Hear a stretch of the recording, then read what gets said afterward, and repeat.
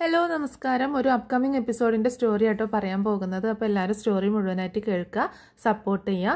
ഇനി വരാൻ പോകുന്ന ഒരു അടിപൊളി എപ്പിസോഡിൻ്റെ സ്റ്റോറിയാണ് നമ്മൾ പറയാൻ പോകുന്നത്. അങ്ങനെ ബാലചന്ദ്രൻ എല്ലാ സത്യങ്ങളും മനസ്സിലാക്കിയതിന് ശേഷം ഗംഗാധര മേനോൻ്റെ അടുത്തേക്ക് പോയേക്കുകയാണല്ലോ.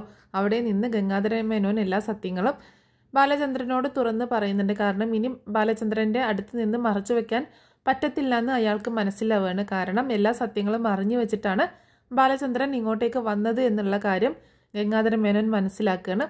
അങ്ങനെ ബാലചന്ദ്രൻ എല്ലാ കാര്യങ്ങളും ചോദിച്ചറിയുകയും ഗംഗാധരൻ എല്ലാ സത്യങ്ങളും തുറന്ന് പറയുകയും ചെയ്യുന്നുണ്ട്.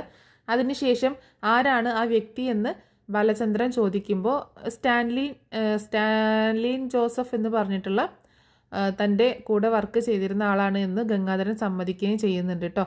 സ്റ്റാൻലി ജോസഫ് എന്നാണ് പേര്. അപ്പോൾ ബാലചന്ദ്രൻ പറയുന്നുണ്ട് എനിക്ക് അയാളൊന്ന് മീറ്റ് ചെയ്യണം എന്ന് പറയുമ്പോൾ ഇനി അതിൻ്റെയൊക്കെ ആവശ്യമുണ്ടോ എന്ന് ചോദിക്കുകയാണ്. ആവശ്യമുണ്ട്, എനിക്ക് മീറ്റ് ചെയ്തേ പറ്റത്തുള്ളൂ എന്ന് പറയുമ്പോൾ ശരി ഞാൻ വരാം, ഞാൻ നാട്ടിലേക്ക് വരുന്ന സമയത്ത് നമുക്ക് മീറ്റ് ചെയ്യാം എന്ന് പറയുമ്പോൾ നമ്മൾ മാത്രമേ മീറ്റ് ചെയ്യാൻ പാടുള്ളൂ, മറ്റാരും വേറെ ആരും ഉണ്ടാവരുത് എന്നൊക്കെ ബാലചന്ദ്രൻ നിബന്ധന വെക്കുകയും ചെയ്യുന്നുണ്ട്. അങ്ങനെ ബാലചന്ദ്രൻ വീട്ടിലേക്ക് തന്നെ തിരിച്ചു പോരുകയും ചെയ്യുന്നുണ്ട് കേട്ടോ. അങ്ങനെ ബാലചന്ദ്രൻ വീട്ടിലേക്ക് വരുന്നത്, അപ്പോൾ വീട്ടിലാണെങ്കിൽ ബാലചന്ദ്രൻ എവിടെ പോയി എങ്ങനെ ഒന്നും അറിയാത്ത ഭയങ്കര ടെൻഷനിലാണ്. ബാലചന്ദ്രൻ പെട്ടെന്ന് വീട്ടിലേക്ക് പിറ്റേ ദിവസം തന്നെ വീട്ടിലേക്ക് പോരുന്നുണ്ട്. തലേ ദിവസം രാത്രിയാണ്, ഉച്ചയ്ക്കാണല്ലോ ഇവിടുന്ന് പോയത്.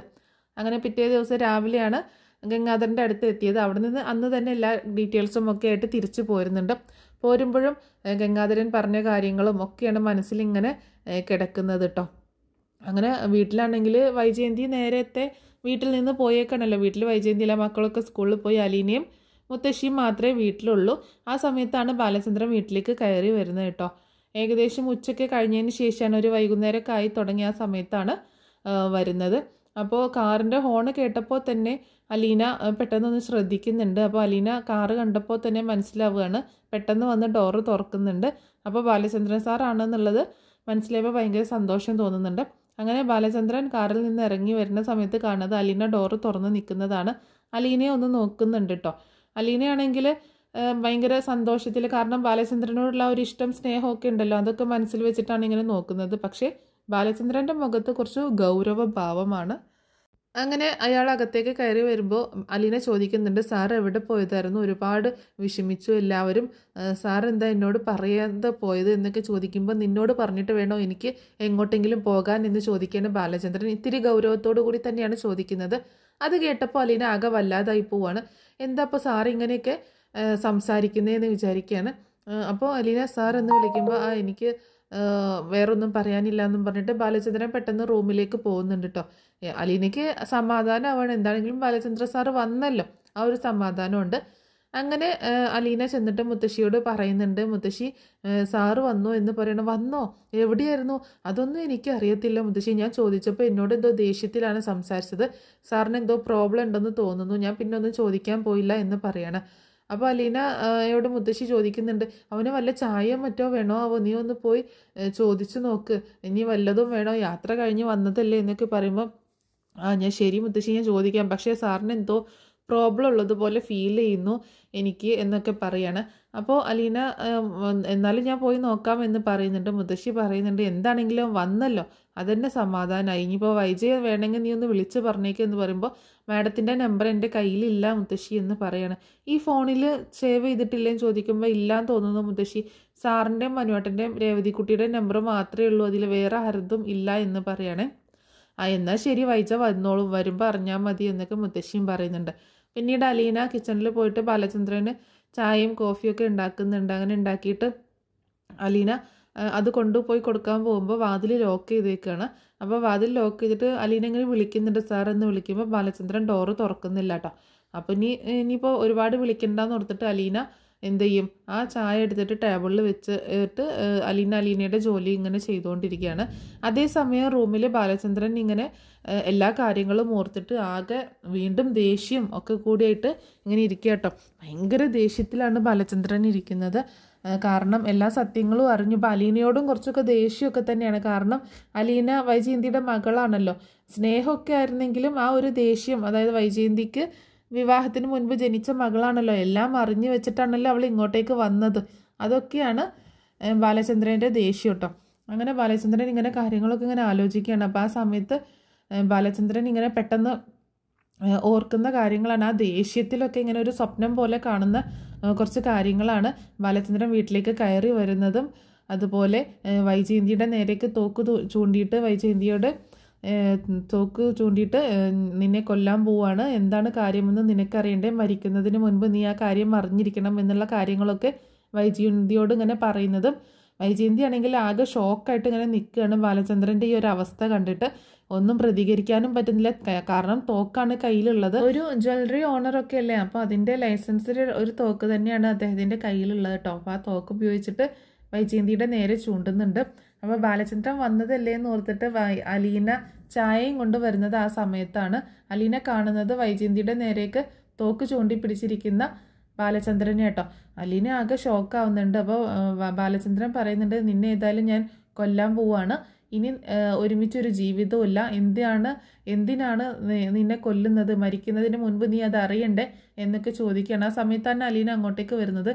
അതാ വന്നല്ലോ, അതിൻ്റെ കാരണക്കാരി വന്നല്ലോ എന്ന് പറയണം. അലീനയോടും അകത്തേക്ക് കയറാൻ പറയുന്നുണ്ട്. അലീനയെ അകത്തേക്ക് കയറിയ ഉടനെ തന്നെ ബാലചന്ദ്രൻ ഡോർ ഇങ്ങനെ ക്ലോസ് ചെയ്യാണ്. അങ്ങനെ ക്ലോസ് ചെയ്യുന്ന സമയത്ത് അലീനയും ആകെ ഭയന്ന് പോകുന്നുണ്ട് കേട്ടോ, ബാലചന്ദ്രൻ എന്താ ഇങ്ങനെ കാണിക്കുന്നതെന്ന് ഓർത്തിട്ട്.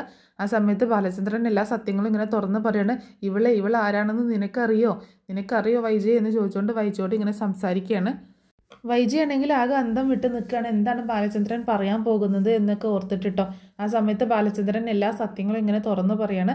നീ ആഗ്രയിൽ പോയി താമസിച്ചിരുന്ന സമയത്ത് നിനക്കൊരു പ്രണയം ഉണ്ടായിരുന്നല്ലേ, നീ അയാളുമൊത്ത് ഒരുമിച്ച് താമസിച്ചിരുന്നു അല്ലേ, അതിൽ നിന്ന് ഗർഭം ധരിക്കുകയും ഒരു പെൺകുഞ്ഞിനെ നീ ജന്മം കൊടുക്കുകയും ചെയ്തിരുന്നല്ലേ എന്നൊക്കെ വൈജയോട് ചോദിക്കുമ്പോൾ വൈജയ് ആകെ ഷോക്കായിട്ട് ഇങ്ങനെ ആകെ എന്ത് പറയണം എന്നറിയാതെ ഇങ്ങനെ നിൽക്കട്ടെ. ഇതൊക്കെ കണ്ട് രസിച്ചാണ് ബാലചന്ദ്രൻ സംസാരിക്കുന്നത്. വളരെ ദേഷ്യത്തിൽ അങ്ങനെ സംസാരിക്കുകയാണ്. എന്നിട്ട് പറയുന്നുണ്ട്, ആ പെൺകുഞ്ഞിന് എന്ത് സംഭവിച്ചു എന്നറിയണ്ടേ, ദേ നിന്റെ മുന്നിൽ നിൽക്കുന്ന ഇവളാണ് ആ കുഞ്ഞ് എന്ന് പറയട്ടോ. വൈജയന്തി ആകെ ഷോക്കായിട്ട് അലീനയെ നോക്കുകയാണ്. അലീനയും തന്നെ ആകെ ഷോക്കായിട്ടാണ് നിൽക്കുന്നത്, കാരണം എല്ലാ സത്യങ്ങളും ബാലചന്ദ്രൻ അറിഞ്ഞു. അത് ഓപ്പണായിട്ട് ഇങ്ങനെ വിളിച്ച് പറയുകയും ചെയ്യുന്നതൊക്കെ കേട്ടിട്ട് ആകെ ഷോക്കായിട്ട് നിൽക്കുകയാണ്. ബാലചന്ദ്രനാണെങ്കിൽ അലീനയുടെ നേരേക്ക് തോക്ക് ചൂണ്ടിയിട്ട് വരുന്നുണ്ട്. അലീന ആകെ ഭയന്ന് പോകുന്നുണ്ട് കേട്ടോ. ഇനി നിങ്ങൾ രണ്ടുപേരും ജീവിച്ചിരിക്കേണ്ട, രണ്ടുപേരും എന്നെ വഞ്ചിക്കുകയാണ് ചെയ്തത് എന്നൊക്കെ പറയുമ്പോൾ അലീനയോട് പറയുന്നുണ്ട്, നീയല്ല കൂടുതലും വഞ്ചിച്ചിട്ടുള്ളത്, ഇവളാണ് എന്നെ വഞ്ചിച്ചത്. പക്ഷേ നീയും എന്നെ വഞ്ചിച്ചു, കാരണം നീ എല്ലാം അറിഞ്ഞു വെച്ചുകൊണ്ടാണ് ഈ വീട്ടിലേക്ക് വന്നത്. നീ ഒരിക്കലും ഇങ്ങോട്ടേക്ക് വരരുതായിരുന്നു. നീ വന്ന സ്ഥിതിക്ക് നീ ആരാണെന്നുള്ള ഒരു ഐഡന്റിറ്റി നീ ഒരിക്കലും വെളിപ്പെടുത്തരുതായിരുന്നു. അതെങ്ങനെ ഞാൻ അറിഞ്ഞു എന്നല്ലേ, അതൊക്കെ ദൈവം എനിക്ക് കാണിച്ചു തന്നു എന്നൊക്കെ പറഞ്ഞിട്ട് ഭയങ്കര ദേഷ്യത്തിൽ ഇങ്ങനെ സംസാരിക്കുകയാണ് അലീനയോടും വൈജയന്തിയോടും. അലീന പറയുന്നുണ്ട് ആ സമയത്ത്, അമ്മയൊന്നും ചെയ്യരുത് സാർ, അമ്മയൊന്നും ചെയ്യരുത് എന്നൊക്കെ പറയുമ്പോൾ, അമ്മയോ, നിന്റെ അമ്മയാണല്ലേ, ശരിയാണ് നിന്റെ അമ്മയാണല്ലേ എന്നൊക്കെ പറഞ്ഞിട്ട് ഇങ്ങനെ സംസാരിക്കുന്നുണ്ട് കേട്ടോ. അപ്പോൾ അങ്ങനെയുള്ള കുറേ നല്ല നമ്മളെ ഹൃദയ സ്പർശിയായിട്ടുള്ള, അതായത് നമ്മളൊക്കെ ആകാംക്ഷയുടെ മുൾമുനയിൽ നിർത്തുന്ന കുറച്ച് സീനുകളൊക്കെ ഉണ്ട്. ബാലചന്ദ്രൻ തോക്ക് ചൂണ്ടിക്കൊണ്ട് വൈജയും അലീനയും കൊല്ലാനൊക്കെ ആയിട്ട് ശ്രമിക്കുന്ന സീനുകളുണ്ട്. ശരിക്കും പറഞ്ഞിട്ടുണ്ടെങ്കിൽ അതൊക്കെ ഒരു സ്വപ്നമാണ്. ബാലചന്ദ്രൻ തന്നെ ആ ഒരു ദേഷ്യത്തിൽ ഇങ്ങനെ ആലോചിച്ചു കൂട്ടുന്ന ഒരു കാര്യമാണ്. ഒരു പക്ഷേ ബാലചന്ദ്രനായിരിക്കും, അല്ലെങ്കിൽ അലീന ആലോചിക്കുന്നതായിരിക്കും. കാരണം അലീന ഇങ്ങനെ ചിന്തിക്കുന്നുണ്ടായിരിക്കും, ചിലപ്പോൾ ബാലചന്ദ്രൻ എല്ലാ കാര്യങ്ങളും അറിഞ്ഞത് കൊണ്ട് ഇങ്ങനെയൊക്കെ സംഭവിച്ചുകൂടാ എന്നില്ല എന്ന് ചിന്തിക്കുന്നതുമായിരിക്കും. മിക്കവാറും ബാലചന്ദ്രൻ തന്നെ സ്വപ്നത്തിൽ കാണുന്നതായിരിക്കും ഈ കാര്യങ്ങളൊക്കെ. അത്രയും ദേഷ്യം ബാലചന്ദ്രൻ്റെ മനസ്സിൽ വൈജയോട് ഉണ്ട്. അങ്ങനെ പെട്ടെന്ന് ബാലചന്ദ്രൻ ഉറക്കത്തു നിന്ന് ഞെട്ടി ഉണർന്നു പോവുകയാണ്. അപ്പോൾ അങ്ങനെ ഉണർന്നിട്ട് അപ്പോൾ ഈ കാര്യങ്ങളൊക്കെ കണ്ടതൊരു സ്വപ്നമാണ് എന്നൊക്കെ ഇങ്ങനെ ചിന്തിക്കുകയാണ്. പക്ഷെ ആ സമയത്ത് തന്നെ ബാലചന്ദ്രന് ശരിക്കും ചെസ്റ്റ് പെയിന് തോന്നുക കേട്ടോ, ശരിക്കും നെഞ്ചുവേദന അനുഭവപ്പെടുകയാണ്. അപ്പോൾ വാതിലൊക്കെ ലോക്ക് ചെയ്തത് കൊണ്ട് ആരും പെട്ടെന്ന് അങ്ങോട്ടേക്ക് കയറി വരില്ലല്ലോ.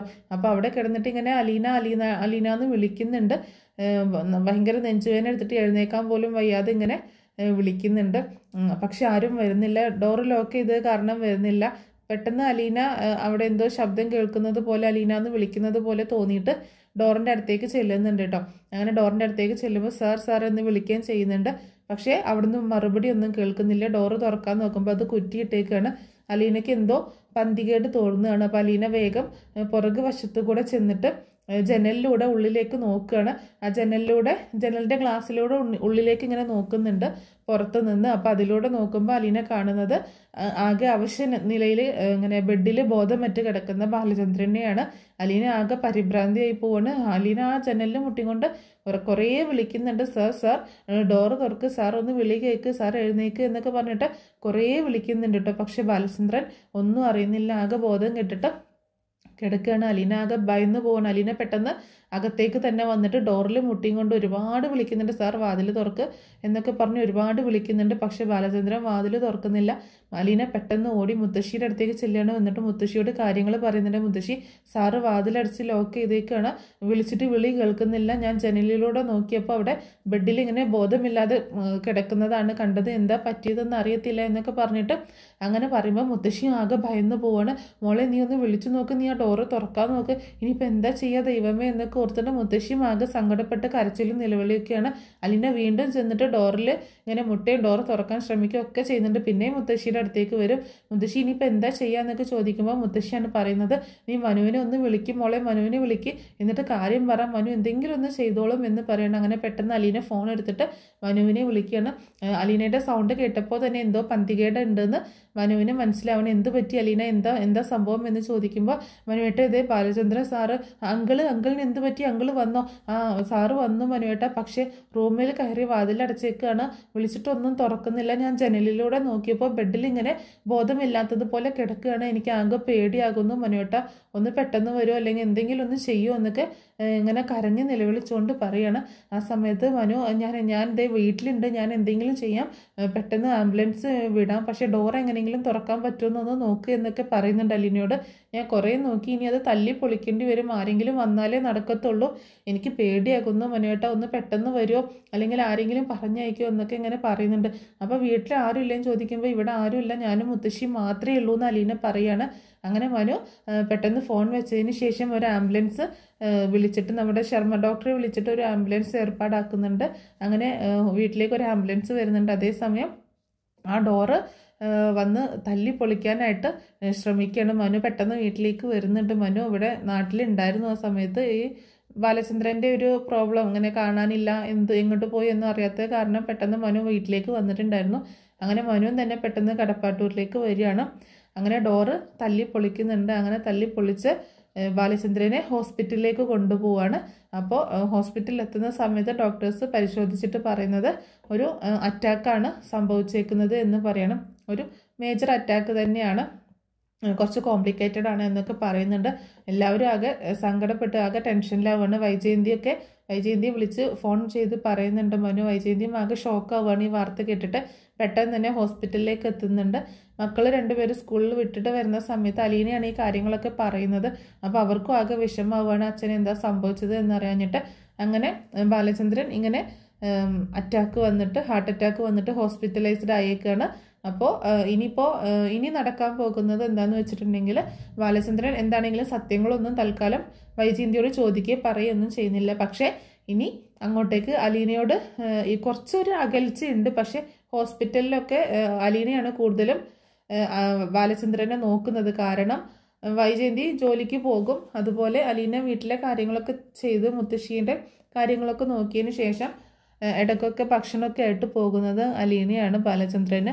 അതുപോലെ ബാലചന്ദ്രൻ ഹോസ്പിറ്റലിൽ നിന്ന് വരുന്ന സമയത്തൊക്കെ എല്ലാ കാര്യങ്ങളും ചെയ്തു കൊടുക്കുന്നതും അലീനയാണ്. മരുന്നെടുത്ത് കൊടുക്കുന്നതും ഭക്ഷണം എടുത്ത് കൊടുക്കുന്നതും അങ്ങനെ അലീനയാണല്ലോ വീട്ടിലുള്ളത്. അപ്പോൾ അലീന നന്നായിട്ട് പരിചരിക്കുന്നുണ്ട്. ആ സമയത്താണ് ബാലചന്ദ്രൻ അലീനയോട് എല്ലാ കാര്യങ്ങളും ചോദിച്ച് മനസ്സിലാക്കുന്നത്. നീ വൈജയുടെ മകളാണല്ലേ എന്ന് ചോദിക്കുന്നതും അങ്ങനെ എല്ലാ കാര്യങ്ങളും ബാലചന്ദ്രൻ അറിഞ്ഞു എന്നുള്ള കാര്യം അലീനയെ അറിയിക്കുകയും ചെയ്യുന്നുണ്ട്.